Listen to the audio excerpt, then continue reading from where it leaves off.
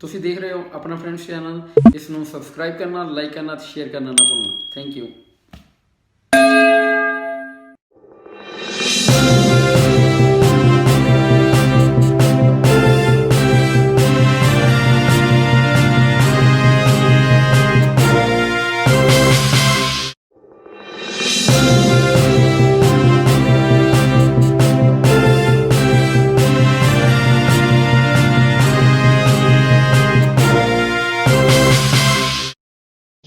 ਆਪਣਾ friends channel ਦੇਖਣ ਵਾਲੇ ਦਰਸ਼ਕਾਂ ਨੂੰ ਪਿਆਰ ਭਰੀ ਸਤਿ ਸ਼੍ਰੀ ਅਕਾਲ। ਤੁਸੀਂ ਦੇਖ ਰਹੇ ਹੋ ਸਾਫ਼ ਤੇ ਸਿੱਧੀ ਗੱਲ ਦੇ ਵਿੱਚ ਪੰਜਾਬ ਦੇ ਹਾਲਾਤ ਅਮਨਦੀਪ ਲੱਕੀ ਦੇ ਨਾਲ।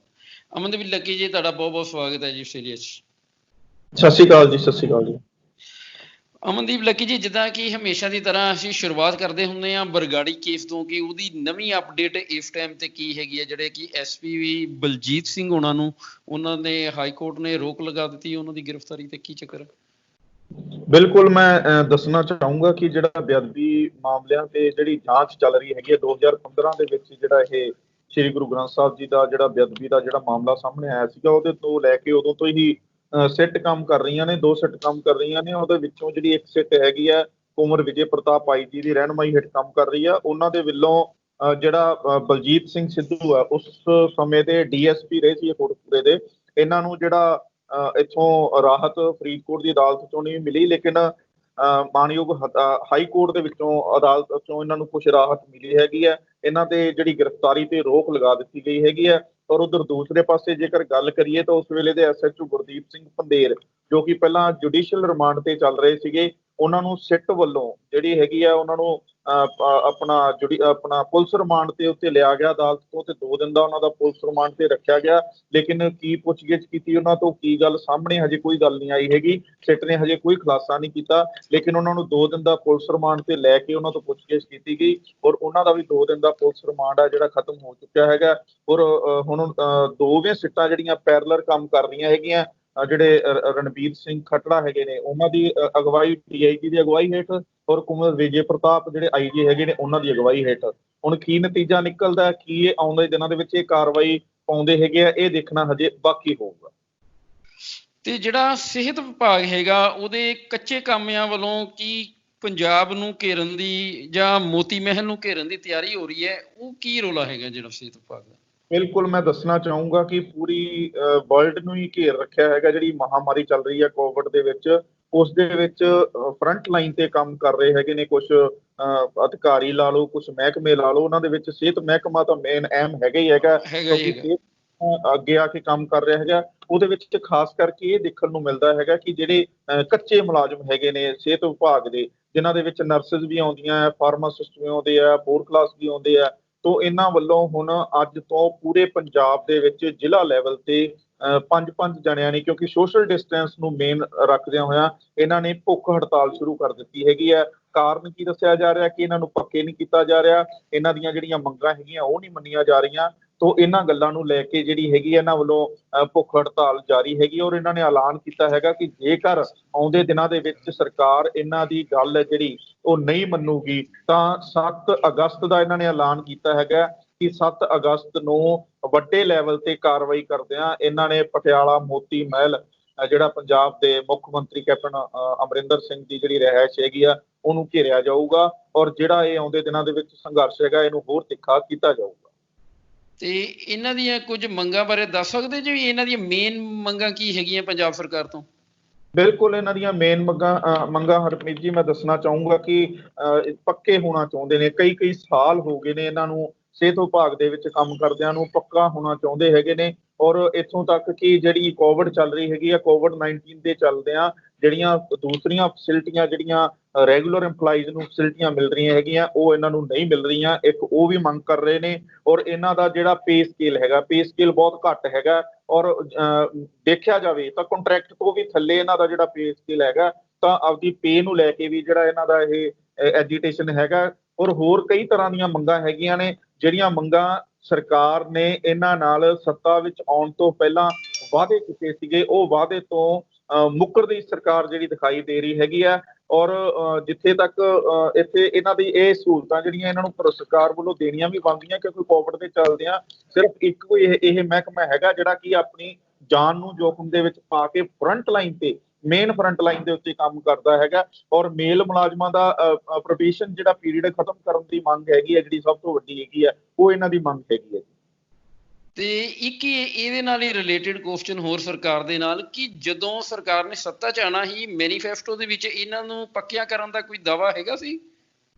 ਬਿਲਕੁਲ, ਮੈਂ ਦੱਸਣਾ ਚਾਹੂੰਗਾ ਹਰਮੀਤ ਜੀ ਕਿ ਜਦੋਂ ਸਰਕਾਰ ਸੱਤਾ ਦੇ ਵਿੱਚ ਆਈ, ਕੱਲਾ ਇਹਨਾਂ ਨਾਲ ਜੇ ਗੱਲ ਨਾ ਕਰੀਏ, ਕਿਉਂਕਿ ਹੁਣ ਇੱਕ ਲੇਟੈਸਟ ਮੁੱਦਾ ਹੋਰ ਪੰਜਾਬ ਦੇ ਵਿੱਚ ਛਾਇਆ ਹੈਗਾ। ਪੰਜਾਬ ਦੇ ਜਿਹੜਾ ਥਰਮਲ ਪਲਾਂਟ ਹੈਗਾ ਬਠਿੰਡੇ ਦੇ ਵਿੱਚ ਲੱਗਿਆ ਹੈਗਾ, ਉਹ ਹਾਈਲਾਈਟ ਕਾਫੀ ਮੁੱਦਾ, ਉਹ ਵੀ ਕਾਫੀ ਹਾਈਲਾਈਟ ਹੋ ਗਿਆ।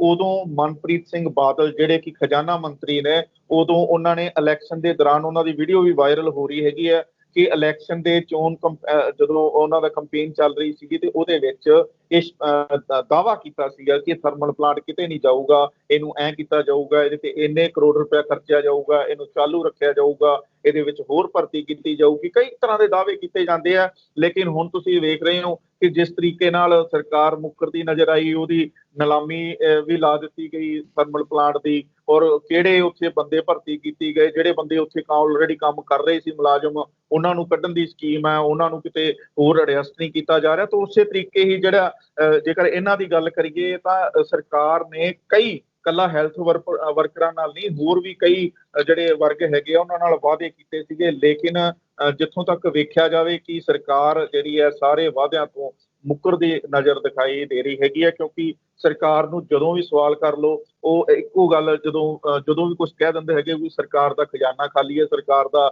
ਖਜ਼ਾਨਾ ਖਾਲੀ ਹੈ। ਔਰ ਦੂਸਰੇ ਪਾਸੇ ਜੇਕਰ ਆਪਾਂ ਇੱਕ ਹੋਰ ਗੱਲ ਕਰੀਏ ਹਰਮੀਤ ਜੀ, ਤਾਂ ਜਿਹੜਾ ਪ੍ਰੋਫੈਸ਼ਨਲ ਪੀਰੀਅਡ ਜਿਹੜਾ ਖਤਮ ਕਰਨ ਨੂੰ ਮੰਗ ਕਰ ਰਹੇ ਹੈਗੇ ਨੇ, ਇਹ ਇਹਦੇ ਜਿਹੜੇ ਸਿਹਤ ਕਾਮੇ ਹੈਗੇ ਨੇ, ਇਹ ਵੀ ਕਿਤੇ ਨਾ ਕਿਤੇ ਜਾ ਕੇ ਖਜ਼ਾਨੇ ਦੇ ਨਾਲ ਹੀ ਢੁਕਦੀਆਂ ਹੈਗੀਆਂ ਇਹ ਗੱਲਾਂ।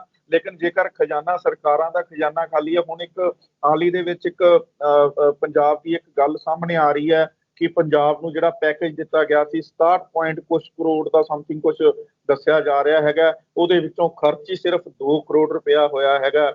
ਜਿਹੜਾ ਇਹਦੇ ਵਿੱਚ ਕੋਵਿਡ ਦੇ ਵਿੱਚ ਜਿਹੜਾ ਆਇਆ ਸੀ ਰਿਲੀਫ, ਉਹ ਬੜੀ ਹਾਈਲਾਈਟ ਹੋ ਰਹੀ ਹੈ ਗੱਲ, ਔਰ ਸੋਸ਼ਲ ਮੀਡੀਆ ਤੇ ਵੀ ਬਹੁਤ ਜ਼ਿਆਦਾ ਹਾਈਲਾਈਟ ਹੋ ਰਹੀ ਹੈ। ਔਰ ਕਿਤੇ ਨਾ ਕਿਤੇ ਜਾ ਕੇ ਆਰਟੀਆਈਆਂ ਜਿਹੜੀਆਂ ਹੈਗੀਆਂ, ਕਿਤੇ ਨਾ ਕਿਤੇ ਜਾ ਕੇ ਖੁਲਾਸਾ ਕਰ ਰਹੀਆਂ ਹੈਗੀਆਂ ਕਿ ਸਰਕਾਰ ਕੀ ਕਰ ਰਹੀ ਹੈ, ਸਰਕਾਰ ਨੂੰ ਕਿੰਨੇ ਪੈਸੇ ਆ ਰਹੇ ਆ, ਸਰਕਾਰ ਵੱਲੋਂ ਕੀ ਦਾਅਵੇ ਕੀਤੇ ਜਾਂਦੇ ਆ ਔਰ ਪੁਗਾਏ ਕੀ ਜਾਂਦੇ ਆ। ਇਹ ਜਿਹੜੀਆਂ ਆਰਟੀਆਈਆਂ ਇਹ ਖੁਲਾਸਾ ਕਰ ਰਹੀਆਂ ਹੈਗੀਆਂ। ਹਾਲ ਹੀ ਦੇ ਵਿੱਚ ਆ ਜਿਹੜਾ ਸੋਸ਼ਲ ਮੀਡੀਆ ਤੇ ਮੈਂ ਤੁਹਾਨੂੰ ਦੱਸ ਕੇ ਹਟਿਆ ਕਿ ਜਿਹੜੀ ਆ ਗੱਲ ਚੱਲ ਰਹੀ ਹੈਗੀ ਆ ਕਿ 67 ਕਰੋੜ ਰੁਪਇਆ ਜਿਹੜਾ ਹੈਗਾ ਉਹ ਆਇਆ ਸੀਗਾ, ਲੇਕਿਨ ਖਰਚ ਸਿਰਫ ਉਹਦੇ ਤੋਂ ਸਿਰਫ 2 ਕਰੋੜ ਹੋਇਆ।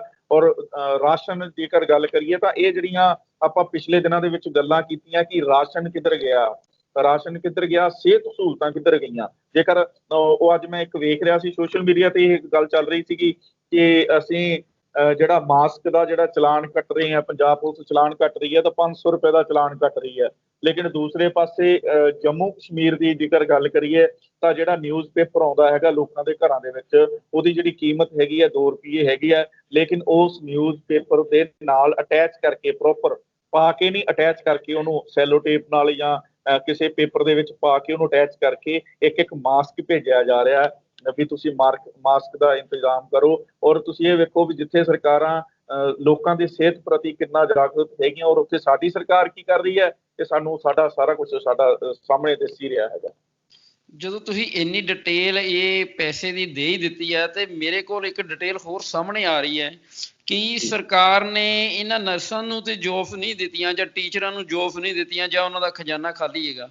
ਮਗਰ ਇਹਨੇ ਹੁਣੇ ਕੋਵਿਡ ਦੇ ਵਿੱਚ ਜੇ ਖਜ਼ਾਨਾ ਖਾਲੀ ਹੈ ਤੇ 250 ਕਰੋੜ ਦੇ ਕਰੀਬ ਇਹਨੇ ਮਾਈਨਿੰਗ ਮਾਫੀਆ ਨੂੰ ਛੱਡਿਆ ਵਾ, 250 ਕਰੋੜ ਰੁਪਇਆ ਉਹਨੂੰ ਦਿੱਤਾ ਵਾ ਵੀ ਕੋਵਿਡ ਕਰਕੇ ਜਿਹੜਾ ਉਹਨਾਂ ਨੂੰ ਨੁਕਸਾਨ ਹੋਇਆ, 250 ਕਰੋੜ ਉਹਨੂੰ ਛੱਡਿਆ। ਤੇ ਨਾਲ ਦੇ ਨਾਲ ਹੀ ਉਹਨਾਂ ਨੇ ਜਿਹੜਾ ਹੈਗਾ ਇਹ ਤੁਹਾਡਾ ਸ਼ਰਾਬ ਫੈਕਟਰੀਆਂ ਨੂੰ ਲਾ ਲਓ, ਜਿਹੜਾ ਇਹ ਵਾਲੀਆਂ ਹੈਗੀਆਂ ਡਿਸਟਿਲਰੀਆਂ ਨੂੰ, ਇਹਨਾਂ ਨੂੰ ਵੀ ਉਹਨਾਂ ਨੇ ਕਾਫੀ ਕਰੋੜ ਰੁਪਏ ਦੀ ਜਿਹੜਾ ਹੈਗਾ ਨਾ ਇਹ ਛੱਡਿਆ ਵਾ। ਤੇ ਫਿਰ ਇਹਨਾਂ ਕੋਲ ਇਹ ਪੈਸਾ ਲੈ ਕੇ ਤੇ ਇਹਨਾਂ ਨੂੰ ਜੋਬ ਹੀ ਦੇ ਦਿੰਦੀ ਸਰਕਾਰ। ਬਿਲਕੁਲ, ਮੈਂ ਹਰਮੀਤ ਜੀ ਦੱਸਣਾ ਚਾਹੂੰਗਾ ਕਿ ਤੁਸੀਂ ਬੜਾ ਵੱਡਾ ਮੁੱਦਾ ਜਿਹੜਾ ਹੈਗਾ ਛੇੜਿਆ ਹੈਗਾ, ਰੇਤ ਮਾਫੀਆ ਦਾ ਤੇ ਸ਼ਰਾਬ ਮਾਫੀਆ ਦਾ। ਮੈਨੂੰ ਨਹੀਂ ਲੱਗਦਾ ਕੋਈ ਰੇਤ ਮਾਫੀਆ ਦੇ ਵਿੱਚ ਤੇ ਸ਼ਰਾਬ ਮਾਫੀਆ ਦੇ ਵਿੱਚ ਕੋਈ ਲੋਅਰ ਤਬਕੇ ਦਾ ਕੰਮ ਕਰ ਰਿਹਾ ਹੋਊਗਾ ਵਿਅਕਤੀ, ਜਾਂ ਕੋਈ ਮਿਡਲ ਕਲਾਸ ਦਾ ਕੰਮ ਕਰ ਰਿਹਾ ਹੋਊਗਾ, ਕਿਉਂਕਿ ਇਹ ਵੱਡੇ ਘਰਾਣਿਆਂ ਦੇ ਕੰਮ ਹੈਗੇ ਆ। ਜਿਹੜਾ ਰੇਤ ਮਾਫੀਆ ਹੈਗਾ, ਜੇ ਤੁਸੀਂ ਅੱਜ ਦੇ ਟਾਈਮ ਤੇ ਰੇਤ ਦਾ ਜਿਹੜਾ ਰੇਟ ਲਾ ਲਓ, ਤਾਂ ਪਿਛਲੇ ਦਿਨਾਂ ਦੇ ਵਿੱਚ ਵੀ ਉਹੀ ਰੇਟ ਮਿਲਿਆ ਹੈਗਾ। ਕੀ ਫਰਕ ਪਿਆ ਸਰਕਾਰ ਦਾ? ਕੀ ਸਰਕਾਰ ਚੇਂਜ ਹੋਈ ਹੈ?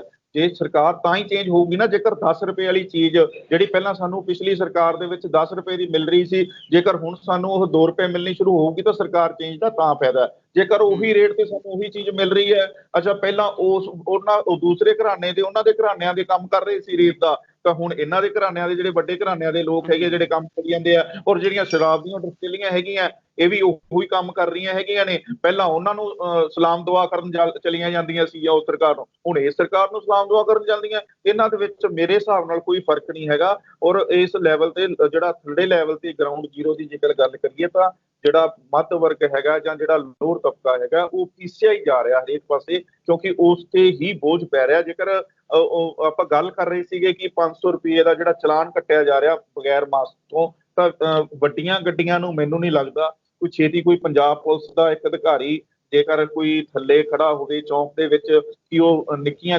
ਵੱਡੀਆਂ ਗੱਡੀਆਂ ਨੂੰ ਰੋਕ ਲੂਗਾ ਜਾਂ ਕਿਸੇ ਕਾਰ ਵਾਲੇ ਨੂੰ ਹੱਥ ਦੇ ਲੂਗਾ। ਉਹਨੇ ਤਾਂ ਸਿਰਫ ਜੇ ਹੱਥ ਦੇਣਾ ਤਾਂ ਮੋਟਰਸਾਈਕਲ ਵਾਲੇ ਨੂੰ ਹੱਥ ਦੇਣਾ, ਸਕੂਟਰੀ ਵਾਲੇ ਨੂੰ ਹੱਥ ਦੇਣਾ, ਸਕੂਟਰ ਵਾਲੇ ਨੂੰ। ਤੇ ਮੈਨੂੰ ਨਹੀਂ ਲੱਗਦਾ ਵੀ ਸਕੂਟਰ ਮੋਟਰਸਾਈਕਲ ਵਾਲਾ ਜੇਕਰ ਕੋਈ ਵਿਅਕਤੀ ਕੋਈ ਦਿਹਾੜੀਦਾਰ ਹੈ ਜਾਂ ਕੋਈ ਦੁਕਾਨ ਤੇ ਕਿਸੇ ਕੰਮ ਕਰਦਾ ਤਾਂ ਉਹਦੀ ਦਿਹਾੜੀ 500 ਰੁਪਏ ਤੋਂ ਵੱਧ ਨਹੀਂ ਹੋ ਸਕਦੀ। ਜੇਕਰ ਉਹ ਆਪਦੀ ਇੱਕ ਦੀ ਦਿਹਾੜੀ ਦੀ ਜਿਹੜੀ ਮਾਸਕ ਦੀ ਜਿਹੜੇ ਜੁਰਮਾਨੇ ਦੇ ਵਿੱਚ ਉਹ ਦੇ ਜਾਂਦਾ ਹੈਗਾ ਤੇ ਉਹ ਆਪਣੇ ਬੱਚਿਆਂ ਨੂੰ ਆਪਦੇ ਪਰਿਵਾਰ ਨੂੰ ਕਿਸ ਤਰੀਕੇ ਪਾਲੂਗਾ। ਤੋਂ ਇਹ ਬੜਾ ਜਿਹੜਾ ਇਫੈਕਟ ਪੈ ਰਿਹਾ ਹੈਗਾ ਜਿਹੜਾ ਲੋਅਰ ਲੈਵਲ ਤੇ ਮਿਡਲ ਕਲਾਸ ਤੇ ਇਸ ਚੀਜ਼ ਦਾ। ਅਸੀਂ ਅਗਲੀ ਗੱਲ ਕਰੀਏ ਤੇ ਦੇਸ਼ ਦੇ ਅੰਦਰ ਜਿਹੜੇ 10,000 FPO ਸਥਾਪਿਤ ਕੀਤੇ ਜਾ ਰਹੇ ਹਨ, ਇਹ ਕੀ ਖਬਰ ਹੈਗੀ? ਬਿਲਕੁਲ ਮੈਂ ਦੱਸਣਾ ਚਾਹੂੰਗਾ ਕਿ ਹਰਮੀਤ ਜੀ ਕਿ ਸੈਂਟਰ ਸਰਕਾਰ ਵੱਲੋਂ 10,000 ਫਾਰਮਰ ਪ੍ਰੋਡਿਊਸਰ ਆਰਗੇਨਾਈਜ਼ਰ ਜਿਹੜੇ FPO ਸਥਾਪਿਤ ਕੀਤੇ ਜਾ ਰਹੇ ਆ, ਜਿਹਦੇ ਨਾਲ ਕਿ ਜਿਹੜੇ ਥੱਲੜੇ ਲੈਵਲ ਦੇ ਲੋਕ ਹੈਗੇ ਆ, ਮੱਧ ਵਰਗ ਦੇ ਲੋਕ ਹੈਗੇ ਆ, ਉਹ ਜਿਹੜੀ ਜੈਵਿਕ ਖੇਤੀ ਹੈਗੀ ਹੈ, ਜੈਵਿਕ ਖੇਤੀ ਕਿਹਨੂੰ ਬੋਲਦੇ ਆ ਕਿ ਜਿਨ੍ਹਾਂ ਕੋਲੇ ਜ਼ਮੀਨਾਂ ਨਹੀਂ ਹੈਗੀਆਂ ਜਾਂ ਥੋੜ੍ਹੀਆਂ ਜ਼ਮੀਨਾਂ ਹੈਗੀਆਂ ਨੇ, ਆਪਣੇ ਘਰਾਂ ਦੇ ਵਿੱਚ ਵੀ ਖੇਤੀ ਕਰ ਸਕਦੇ ਨੇ, ਆਪਣੇ ਆਂਢ ਗੁਆਂਢ ਵੀ ਖੇਤੀ ਕਰ ਸਕਦੇ ਨੇ, ਔਰ ਕੁਛ ਜ਼ਮੀਨਾਂ ਜਾਂ ਪਲਾਟ ਲੈ ਕੇ ਵੀ ਖੇਤੀ ਕਰ ਸਕਦੇ ਨੇ, ਔਰ ਕੁਛ ਹੀ ਪੈਸਾ ਲਾ ਕੇ ਉਹ ਪੈਸਾ ਕਮਾ ਸਕਦੇ ਨੇ। BJP ਕੇਂਦਰ ਸਰਕਾਰ ਦੀ ਜਿਹੜੀ ਇਹ ਸਕੀਮ ਹੈਗੀ ਆ, ਉਹਦੇ ਜਿਹੜੇ ਇੱਥੇ ਜਿਹੜੇ ਉਹਦੇ BJP ਦੇ ਜਿਹੜੇ ਪ੍ਰਬੰਧਕ ਹੈਗੇ ਨੇ ਕੁਲਦੀਪ ਸਿੰਘ ਧਾਲੀਵਾਲ, ਉਹਨਾਂ ਨੇ ਜਾਣਕਾਰੀ ਦਿੱਤੀ ਹੈ ਕਿ ਆਉਂਦੇ ਦਿਨਾਂ ਦੇ ਵਿੱਚ ਸੈਮੀਨਾਰ ਲਾ ਕੇ ਪੂਰੇ ਪੰਜਾਬ ਪੱਧਰ ਤੇ ਲੋਕਾਂ ਨੂੰ ਸੁਚੇਤ ਕੀਤਾ ਜਾਊਗਾ। ਕੁਛ ਹੀ ਪੈਸੇ ਲਾ ਕੇ ਤੁਸੀਂ ਪੈਸੇ ਕਮਾ ਸਕਦੇ ਹੋ, ਔਰ ਜਿਹੜੀ ਤੁਹਾਡੀ ਇਹ ਫਾਰਮਿੰਗ ਜਿਹੜੀ ਤੁਸੀਂ ਕਰੋਗੇ, ਇਹਦੀ ਜਿਹੜੀ ਸੇਲ ਪਰਚੇਜ ਦਾ ਕੰਮ ਹੈਗਾ ਉਹ ਇੰਟਰਨੈਸ਼ਨਲ ਲੈਵਲ ਤੇ ਵੀ ਕੀਤਾ ਜਾਊਗਾ। ਔਰ ਇਕੱਲਾ ਜੇਕਰ ਆਪਾਂ ਸਟੇਟਾਂ ਦੀ ਗੱਲ ਕਰੀਏ, ਸਟੇਟਾਂ 'ਚ ਨਹੀਂ ਤਾਂ ਇੰਟਰਨੈਸ਼ਨਲ ਲੈਵਲ ਤੇ ਵੀ ਇਹਦੀ ਜਿਹੜੀ ਸੇਲ ਪਰਚੇਜ ਦਾ ਕੰਮ ਕੀਤਾ ਜਾਊਗਾ। ਸਾਫ਼ ਤੌਰ ਤੇ ਜ਼ਾਹਿਰ ਹੈਗਾ ਕਿ ਸਰਕਾਰ ਚਾਹ ਰਹੀ ਹੈਗੀ ਹੈ ਕਿ ਜਿਹੜੇ ਮੱਧ ਵਰਗ ਦੇ ਜਿਹੜੇ ਕਿਸਾਨ ਹੈਗੇ ਨੇ, ਜਿਹੜੇ ਲੋਕ ਹੈਗੇ ਨੇ, ਉਹਨਾਂ ਨੂੰ ਉੱਪਰ ਚੁੱਕਿਆ ਜਾਵੇ। ਲੇਕਿਨ ਲੋਕ ਕਿਸ ਤਰੀਕੇ ਇਹਨਾਂ ਚੀਜ਼ਾਂ ਨੂੰ ਅਪਣਾਉਂਦੇ ਨੇ ਇਹ ਆਉਣ ਵਾਲਾ ਸਮਾਂ ਦੱਸੂਗਾ। ਲੇਕਿਨ ਦੇਖਣ ਨੂੰ ਇਹ ਮਿਲ ਰਿਹਾ ਹੈਗਾ ਕਿ ਹਜੇ ਤੱਕ ਜੇਕਰ ਗੱਲ ਕਰੀਏ ਤਾਂ ਕੇਂਦਰ ਸਰਕਾਰ ਦੇ ਪ੍ਰਤੀ ਲੋਕਾਂ ਦਾ ਗੁੱਸਾ ਹੀ ਜ਼ਾਹਰ ਹੋ ਰਿਹਾ, ਕਿਉਂਕਿ ਪਹਿਲਾਂ ਨੋਟਬੰਦੀ, ਹੁਣ ਉਸ ਤੋਂ ਬਾਅਦ ਕਰੋਨਾ ਦੀ ਮਾਰ ਪੈ ਜਾਣੀ, ਔਰ ਬਹੁਤ ਵੱਡੇ ਇਫੈਕਟ ਪਾ ਰਹੀ ਹੈਗੀ ਹੈ ਚੀਜ਼ਾਂ। ਔਰ ਸਰਕਾਰ ਪ੍ਰਤੀ ਹਜੇ ਤੱਕ ਤਾਂ ਗੁੱਸਾ ਹੀ ਜ਼ਾਹਰ ਹੋ ਰਿਹਾ, ਲੇਕਿਨ ਸਰਕਾਰ ਕੋਸ਼ਿਸ਼ ਕਰ ਰਹੀ ਹੈਗੀ ਹੈ ਕਿ ਕਿਸਾਨਾਂ ਦੀ ਜਿਹੜੀ ਆਮਦਨ ਆ ਉਹਨੂੰ ਦੁੱਗਣੀ ਕਰ ਦਿੱਤੀ ਜਾਵੇ, ਜਿਹੜੇ ਉਹਨਾਂ ਦੇ ਕਰਜ਼ੇ ਹੈਗੇ ਆ ਉਹਨਾਂ ਨੂੰ ਮਾਫ ਕਿਸੇ ਨਾ ਕਿਸੇ ਤਰੀਕੇ ਕੀਤਾ ਜਾ ਸਕੇ। ਤੇ ਕਿਸਾਨ ਜਥੇਬੰਦੀਆਂ ਇਸ ਨੂੰ ਲੈ ਕੇ ਕੀ ਸੋਚਦੀ ਹੈ? ਬਿਲਕੁਲ, ਕਿਸਾਨ ਯੂਨੀਅਨ ਦੀਆਂ ਜੇਕਰ ਗੱਲ ਕਰੀਏ ਹਰਮੀਤ ਜੀ ਤਾਂ ਪਿਛਲੇ ਦਿਨਾਂ ਦੇ ਵਿੱਚ ਜਿਹੜਾ ਆਰਡੀਨੈਂਸ ਪਾਸ ਹੋਇਆ ਸੀਗਾ ਕੇਂਦਰ ਸਰਕਾਰ ਵੱਲੋਂ ਜਿਹੜਾ ਆਰਡੀਨੈਂਸ ਪਾਸ ਹੋਇਆ ਸੀਗਾ ਉਹਦਾ ਵਿਰੋਧ ਹੋਇਆ ਸੀਗਾ, ਖਾਸ ਕਰਕੇ ਪੰਜਾਬ ਦੇ ਵਿੱਚ ਪੰਜਾਬ ਦੇ ਕਿਸਾਨਾਂ ਵੱਲੋਂ ਦਾ ਵਿਰੋਧ ਹੋਇਆ ਸੀ। ਕਿਸਾਨ ਯੂਨੀਅਨ ਨੇ ਵੱਖ-ਵੱਖ ਥਾਵਾਂ ਤੇ ਧਰਨੇ ਵੀ ਦਿੱਤੇ ਸੀ ਇਸ ਗੱਲ ਨੂੰ ਲੈ ਕੇ। ਲੇਕਿਨ ਗੱਲ ਕਰੀਏ ਜੇ ਆਪਾਂ ਜੈਵਿਕ ਖੇਤੀ ਦੀ ਤਾਂ ਕਿਸਾਨ ਕਿਤੇ ਨਾ ਕਿਤੇ ਚਾਹੁੰਦਾ ਜ਼ਰੂਰ ਹੈਗਾ ਕਿ ਸਾਡੀ ਜਿਹੜੀ ਫਸਲ ਹੈਗੀ ਆ ਉਹਦਾ ਬਦਲ ਆਵੇ, ਲੇਕਿਨ ਚਾਹੁੰਦਾ ਜ਼ਰੂਰ ਹੈਗਾ, ਬਦਲ ਜ਼ਰੂਰ ਲਿਆਉਣਾ ਚਾਹੁੰਦਾ, ਲੇਕਿਨ ਉਸ ਤਰੀਕੇ ਉਹਨੂੰ ਜੇ ਉਹਦਾ ਰੇਟ ਨਹੀਂ ਮਿਲਦਾ ਉਹਦੀ ਫਸਲ ਦਾ ਤਾਂ ਫਿਰ ਕਿਤੇ ਨਾ ਕਿਤੇ ਜਾ ਕੇ ਨਮੋਸ਼ ਹੁੰਦਾ ਹੈਗਾ, ਫਿਰ ਉਹਨੂੰ ਸੜਕਾਂ ਤੇ ਉਤਰਨਾ ਪੈਂਦਾ, ਫਿਰ ਉਹਨੂੰ ਧਰਨੇ ਦੇਣੇ ਪੈਂਦੇ ਆ, ਫਿਰ ਉਹਨੂੰ ਡਾਂਗਾਂ ਵੀ ਪੈਂਦੀਆਂ ਹੈਗੀਆਂ, ਨਮੋਸ਼ੀ ਦਾ ਸਾਹਮਣਾ ਕਰਨਾ ਪੈਂਦਾ।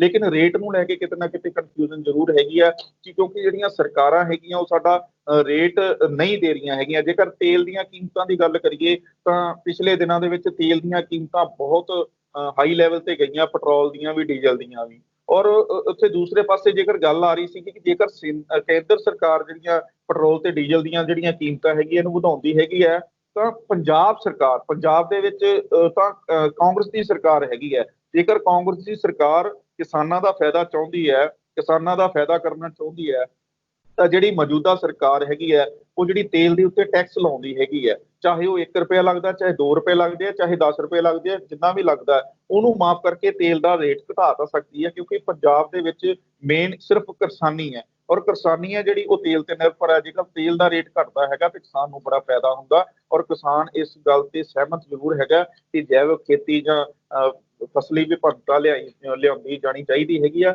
ਪਰ ਰੇਟ ਨਾ ਮਿਲਣ ਕਰਕੇ ਨਮੋਸ਼ੀ ਦਾ ਸਾਹਮਣਾ ਕਿਸਾਨ ਨੂੰ ਕਰਨਾ ਪੈਂਦਾ। ਅੱਛਾ, ਜੇਕਰ ਆਪਾਂ ਹੁਣ ਗੱਲ ਕਰੀਏ ਥੋੜਾ ਜਿਹਾ ਪੰਜਾਬੀ ਇੰਡਸਟਰੀ ਦੀ, ਤੇ ਸਿੱਧੂ ਮੂਸੇਵਾਲੇ ਤੋਂ ਬਿਨਾਂ ਇਹ ਗੱਲ ਪੂਰੀ ਹੋ ਨਹੀਂ ਸਕਦੀ।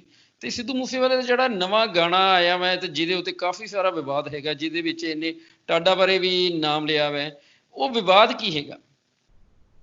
ਦੇਖੋ, ਮੈਂ ਇੱਥੇ ਜ਼ਰੂਰ ਦੱਸਣਾ ਚਾਹੂੰਗਾ ਕਿ ਸਭ ਤੋਂ ਪਹਿਲਾਂ ਜੇਕਰ ਸਿੱਧੂ ਮੂਸੇਵਾਲੇ ਦੀ ਗੱਲ ਕੀਤੀ ਜਾਵੇ ਤਾਂ ਵਿਵਾਦਤ 'ਚ ਹੀ ਰਿਹਾ ਸ਼ੁਰੂ ਤੋਂ ਹੀ। ਉਹ ਪਹਿਲਾਂ ਕਿਸੇ ਲਫ਼ਜ਼ ਗਲਤ ਬੋਲਦੇ ਨੇ, ਫਿਰ ਹੁਣ ਇੱਕ ਫਾਇਰਿੰਗ ਦਾ ਮੁੱਦਾ ਨਵਾਂ ਆ ਗਿਆ, ਔਰ ਉਸ ਤੋਂ ਬਾਅਦ ਹੁਣ ਹਾਈ ਕੋਰਟ ਦੇ ਵਿੱਚ ਨਵਾਂ ਚੱਲ ਪਿਆ ਕੰਮ। ਹੁਣ ਉਸ ਤੋਂ ਬਾਅਦ ਗਾਣਾ ਗਾ ਦੇਣਾ। ਟਾਂਡਾ ਜਿਹੜਾ ਮੈਂ ਦੱਸਣਾ ਚਾਹੂੰਗਾ ਕਿ ਜਿਹੜਾ ਐਕਟ ਹੈਗਾ ਇਹ ਬਹੁਤ ਭੈੜਾ ਐਕਟ ਹੈਗਾ, ਪੰਜਾਬ ਦੇ ਉਹਨਾਂ ਲੋਕਾਂ ਨੂੰ ਪੁੱਛਣ ਵਾਲਾ ਜਿਨ੍ਹਾਂ ਨੇ 84 ਦਾ ਦੌਰ ਇਹ ਹੰਢਾਇਆ ਹੈਗਾ ਆਪਦੇ ਪਿੰਡੇ ਦੇ ਉੱਤੇ। ਔਰ ਇਹ ਟਾਂਡਾ ਜਿਹੜਾ ਹੈਗਾ ਐਕਟ ਹੈਗਾ, ਹੁਣ ਬੱਚੇ ਪੁੱਛਦੇ ਆ। ਜੇਕਰ ਦੇਖਿਆ ਜਾਵੇ ਤਾਂ ਸਿੱਧੂ ਮੂਸੇਵਾਲੇ ਨੂੰ ਜੇਕਰ ਸੁਣਦੇ ਆ ਉਹ ਅੱਜ ਕੱਲ੍ਹ ਦੀ ਨੌਜਵਾਨ ਪੀੜ੍ਹੀ, ਜਿਹੜੇ ਕਿ ਹੁਣ ਉੱਠੇ ਹੈਗੇ ਆ ਜਿਹੜੇ ਨੌਜਵਾਨ ਸਾਡੇ, ਜਾਂ ਖਾਸ ਕਰਕੇ 5ਵੀਂ 6ਵੀਂ ਤੋਂ ਉੱਪਰ ਜਿਹੜੇ ਬੱਚੇ ਹੈਗੇ ਨੇ, ਉਹ ਗਾਣੇ ਗਾਉਂਦੇ ਹੈਗੇ ਨੇ, ਲੇਕਿਨ ਉਹਨਾਂ ਨੂੰ ਇਹਨਾਂ ਐਕਟਾਂ ਦੇ ਬਾਰੇ ਕੀ ਨੌਲੇਜ ਹੈ, ਕੀ ਪਤਾ ਹੈਗਾ ਵੀ ਕੀ ਹੋਇਆ 84 ਦੇ ਵਿੱਚ, ਕੀ ਹੋਇਆ ਹੈਗਾ ਸਾਡੇ ਖਾਸ ਕਰਕੇ ਪੰਜਾਬੀਆਂ ਨੇ ਪਿੰਡੇ ਦੇ ਉੱਤੇ ਕੀ ਕੁਛ ਹੰਢਾਇਆ ਹੈਗਾ। ਤੋਂ ਬੜੀ ਮੰਦਭਾਗੀ ਗੱਲ ਹੈਗੀ ਆ। ਜੇਕਰ ਸਾਡੀ ਅੱਜ ਮਕਬੂਲੀਅਤ ਹੋ ਰਹੀ ਹੈਗੀ ਆ ਤਾਂ ਅਸੀਂ ਕਿਸੇ ਇਹੋ ਜਿਹੇ ਢੰਗ ਦੇ ਨਾਲ ਅਸੀਂ ਆਪਦਾ ਨਾਮ ਨਾ ਖੱਟੀਏ ਕਿ ਜਿਸ ਤਰੀਕੇ ਨਾਲ ਸਾਨੂੰ ਕੱਲ ਨੂੰ ਲੈਣੀ ਦੀ ਦੇਣੀਆਂ ਪੈ ਜਾਣ, ਕਿਉਂਕਿ ਕੱਲ ਨੂੰ ਉੱਠ ਕੇ ਤੁਹਾਡੇ ਵੀ ਬੱਚੇ ਪੁੱਛਣਗੇ ਵੀ ਤੁਸੀਂ ਆਹ ਕੀ ਗਾਇਆ, ਔਰ ਤੁਹਾਡਾ ਵੀ ਪਰਿਵਾਰ ਇੱਕ ਹੈਗੇ ਆ। ਔਰ ਜੇਕਰ ਗੱਲ ਕਰੀਏ ਕਿ ਇੱਥੇ ਇੱਕ ਗੱਲ ਸਾਹਮਣੇ ਆਈ ਸੀ ਕਿ ਸਿੱਧੂ ਮੂਸੇਵਾਲੇ ਵੱਲੋਂ ਇੱਕ ਸਪਸ਼ਟੀਕਰਨ ਦਿੱਤਾ ਗਿਆ ਸੀਗਾ ਕਿ ਮੈਨੂੰ ਲੋਕ ਸੁਣਦੇ ਨੇ ਤੇ ਮੈਂ ਤਾਂ ਗਾਉਂਦਾ ਹੈਗਾ। ਤਾਂ ਮੈਂ ਦੂਸਰੇ ਪਾਸੇ ਗੱਲ ਕਰਨੀ ਚਾਹੂੰਗਾ ਸਤਿੰਦਰ ਸਰਤਾਜ ਹੋਣਾ ਦੀ। ਤਾਂ ਹਾਲ ਹੀ ਦੇ ਵਿੱਚ ਮੈਨੂੰ ਨਹੀਂ ਲੱਗਦਾ ਪੰਜਾਬੀ ਦੇ ਕਿਸੇ ਕਲਾਕਾਰ ਨੇ ਕੋਈ 10 ਮਿੰਟ ਦਾ ਗਾਣਾ ਗਾਇਆ ਹੋਵੇ। ਹੁਣ 5 ਜਾਂ 4 ਮਿੰਟ ਦਾ ਜਿਹੜਾ ਗਾਣਾ ਹੁੰਦਾ ਉਹ ਗਾਉਂਦੇ ਹੈਗੇ ਆ, ਔਰ ਉਹ ਵੀ ਬਹੁਤ ਜ਼ੋਰ ਲੱਗਦਾ ਹੈਗਾ। ਖਾਸ ਕਰਕੇ ਜਿਹੜੇ ਮਿਊਜ਼ਿਕ ਹੁੰਦਾ ਹੈਗਾ ਉਹ ਮਿਊਜ਼ਿਕ ਤੇ ਹੀ ਜ਼ਿਆਦਾਤਰ ਉਹਦਾ ਹੀ ਆਸਰਾ ਲੈਂਦੇ ਹੈਗੇ ਆ ਗਾਇਕ, ਕਿਉਂਕਿ ਆਪਦੀ ਹਿੱਕ ਦੇ ਜ਼ੋਰ ਤੇ ਗਾਉਣਾ, ਆਪਦੇ ਗਲੇ ਤੋਂ ਗਾਉਣਾ ਬਹੁਤ ਵੱਡੀ ਗੱਲ ਹੈਗੀ ਆ। ਔਰ ਮੈਂ ਇੱਥੇ ਸਤਿੰਦਰ ਸਰਤਾਜ ਹੋਰਾਂ ਦੀ ਗੱਲ ਕਰੂੰਗਾ ਕਿ ਲੇਟੈਸਟ ਉਹਨਾਂ ਦਾ ਇੱਕ ਗਾਣਾ ਆਇਆ ਔਜ਼ਾਰ।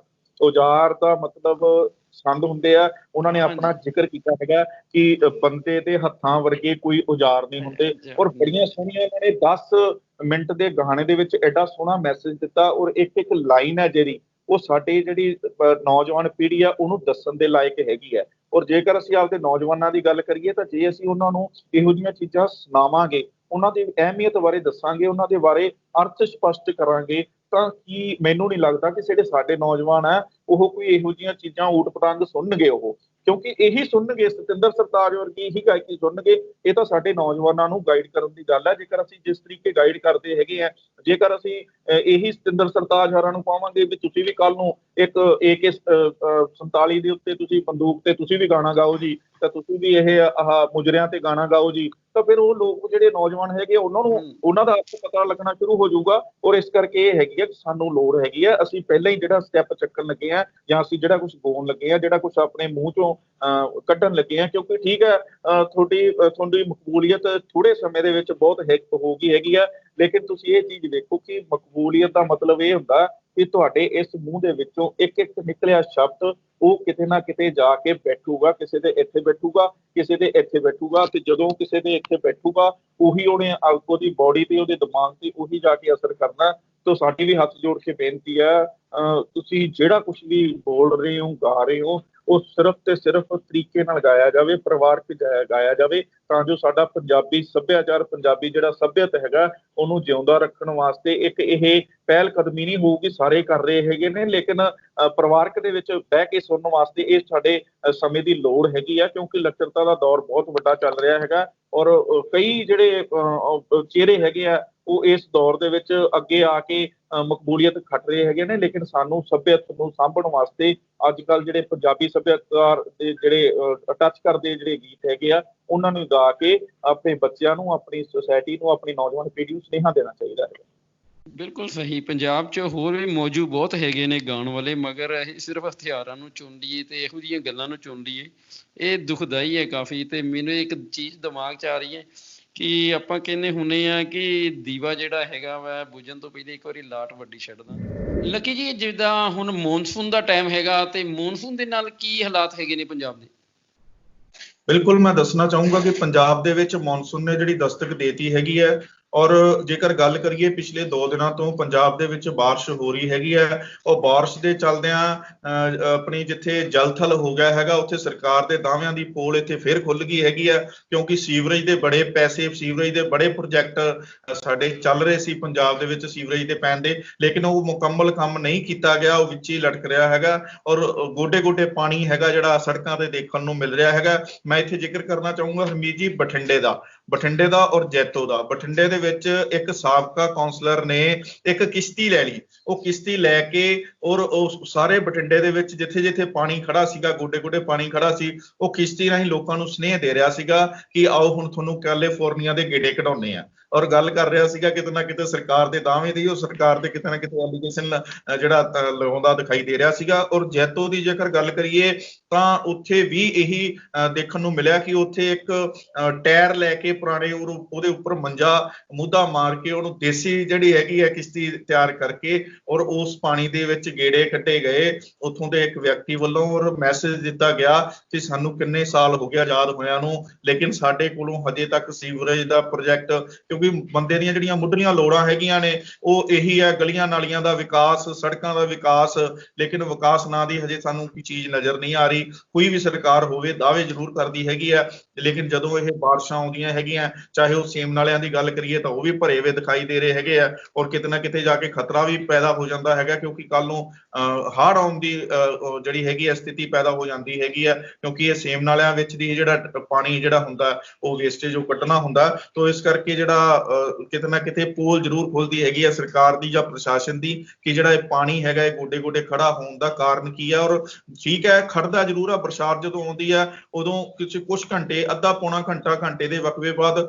ਨਿਕਲ ਜਾਣਾ ਚਾਹੀਦਾ, ਇਹ ਨਿਕਾਸ ਹੋਣਾ ਚਾਹੀਦਾ ਪਾਣੀ ਦਾ, ਲੇਕਿਨ ਨਹੀਂ ਹੁੰਦਾਗਾ ਤੇ ਕਈ ਕਈ ਦਿਨ ਖੜੇ ਰਹਿਣ ਦੇ ਨਾਲ ਕਈ ਬਿਮਾਰੀਆਂ ਵੀ ਪੈਦਾ ਹੁੰਦੀਆਂ ਹੈਗੀਆਂ। ਤਾਂ ਪੰਜਾਬ ਦੇ ਵਿੱਚ ਇਹੋ ਜਿਹੀਆਂ ਚੀਜ਼ਾਂ ਆਮ ਦੇਖਣ ਨੂੰ ਮਿਲ ਰਹੀਆਂ ਹੈਗੀਆਂ ਕਿ ਕੈਲੀਫੋਰਨੀਆ ਵਰਗੇ ਹਾਲਾਤ ਪੰਜਾਬ ਦੇ ਵਿੱਚ ਜਿਹੜੀਆਂ ਕਿਸ਼ਤੀਆਂ ਹੈਗੀਆਂ ਉਹ ਗਲੀ ਮੁਹੱਲਿਆਂ ਦੇ ਵਿੱਚ ਤੁਹਾਨੂੰ ਦੇਖਣ ਨੂੰ ਮਿਲਦੇ ਨੇ। ਠੀਕ ਹੈ, ਤੇ ਜੇ ਲਾਸਟ ਦੀ ਇੱਕ ਗੱਲ ਕਰਨੀ ਹੈ ਆਪਾਂ ਆਰਡੀਨੈਂਸ ਦੀ, ਤੇ ਆਰਡੀਨੈਂਸ ਦੇ ਵਿਰੋਧ ਦੇ ਚੱਕਰ 'ਚ ਜਿਹੜਾ ਕਿਸਾਨ ਸੁਖਬੀਰ ਸਿੰਘ ਬਾਦਲ ਦੇ ਘਰ ਦੇ ਬਾਹਰ ਗਏ, ਫਿਰ ਉਹਨਾਂ ਦੇ ਲਾਠੀਚਾਰਜ ਹੋਇਆ, ਉਹ ਕੇਸ ਕੀ? ਬਿਲਕੁਲ, ਮੈਂ ਦੱਸਣਾ ਚਾਹੂੰਗਾ ਕੇਂਦਰ ਸਰਕਾਰ ਨੂੰ ਜਿਹੜਾ ਆਰਡੀਨੈਂਸ ਕੀਤਾ ਗਿਆ ਹੈਗਾ, ਪਾਸ ਕੀਤਾ ਗਿਆ ਹੈਗਾ ਕਿਸਾਨਾਂ ਦੇ, ਚਾਹੇ ਉਹ ਕੇਂਦਰ ਸਰਕਾਰ ਕਹਿ ਰਹੀ ਹੈ ਵੀ ਹੱਕ ਦੇ ਵਿੱਚ ਕੀਤਾ ਗਿਆ। ਇੱਕ ਤਾਂ MSP ਨੂੰ ਲੈ ਕੇ ਉਹੀ ਮੈਂ ਗੱਲਾਂ ਪਹਿਲਾਂ ਜਿਹੜੀਆਂ ਹੈਗੀਆਂ ਮੈਂ ਦੁਹਰਾਉਣੀ ਚਾਹੂੰਗਾ। ਦੂਸਰਾ ਤੇਲ ਤੇ ਜਿਹੜੇ ਹੈਗੇ ਆ ਰੇਟ ਹੈਗੇ ਆ ਉਹਨਾਂ ਨੂੰ ਲੈ ਕੇ। ਔਰ ਤੀਸਰਾ ਜਿਹੜਾ ਅਹਿਮ ਮੁੱਦਾ ਹੈਗਾ ਕਿਸਾਨਾਂ ਦਾ, ਕਿਸਾਨ ਜਿਹੜੀ ਇਹਨਾਂ ਨੇ ਜਿਹੜੀ ਆਪਣੀ ਫਸਲ ਦੀ ਜਿਹੜੀ ਸੇਲ ਪਰਚੇਜ ਦਾ ਕੰਮ ਹੈਗਾ ਉਹ ਕਿਤੇ ਵੀ ਜਿਹੜੇ ਬੰਦਾ ਕਰ ਸਕਦਾ ਹੈਗਾ, ਉਸ ਗੱਲ ਨੂੰ ਲੈ ਕੇ ਜਿਹੜਾ ਕਿਸਾਨਾਂ ਦੇ ਵਿੱਚ ਨਮੋਸ਼ੀ ਪਾਈ ਜਾ ਰਹੀ ਹੈਗੀ ਹੈ। ਔਰ ਇਸ ਗੱਲ ਨੂੰ ਲੈ ਕੇ ਕਿਉਂਕਿ ਸੁਖਬੀਰ ਸਿੰਘ ਬਾਦਲ ਔਰ ਹਰਸਿਮਰਤ ਕੌਰ ਬਾਦਲ ਇਹ ਜਿਹੜੇ ਕੇਂਦਰ ਦੇ ਵਿੱਚ, ਇੱਕ ਤਾਂ ਮੈਂਬਰ ਪਾਰਲੀਮੈਂਟ ਨੇ ਸੁਖਬੀਰ ਸਿੰਘ ਬਾਦਲ ਫਿਰੋਜ਼ਪੁਰ ਹਲਕੇ ਤੋਂ, ਔਰ ਜੇਕਰ ਬੀਬਾ ਹਰਸਿਮਰਤ ਬਾਦਲ ਦੀ ਗੱਲ ਕਰੀਏ ਤਾਂ ਉਹ ਕੇਂਦਰ ਦੇ ਵਿੱਚ ਵਜ਼ੀਰ ਹੈਗੇ ਨੇ। ਔਰ ਕੇਂਦਰ ਦੇ ਵਿੱਚ ਜਿਹੜੀ ਇਹਨਾਂ ਦੀ ਭਾਈਵਾਲ ਸਰਕਾਰ ਹੋਣ ਦੇ ਕਾਰਨ ਜਿਹੜੇ ਕਿਸਾਨ ਹੈਗੇ ਨੇ ਇਹਨਾਂ ਨੇ ਬਾਦਲ ਪਿੰਡ ਕੋਠੀ ਦਾ ਘਿਰਾਓ ਕੀਤਾ। ਔਰ ਜਦੋਂ ਘਿਰਾਓ ਕੀਤਾ ਤਾਂ ਉਦੋਂ ਸੁਖਬੀਰ ਸਿੰਘ ਬਾਦਲ ਔਰ ਹਰਸਿਮਰਤ ਬਾਦਲ ਕੋਠੀ ਦੇ ਅੰਦਰ ਮੌਜੂਦ ਸੀਗੇ।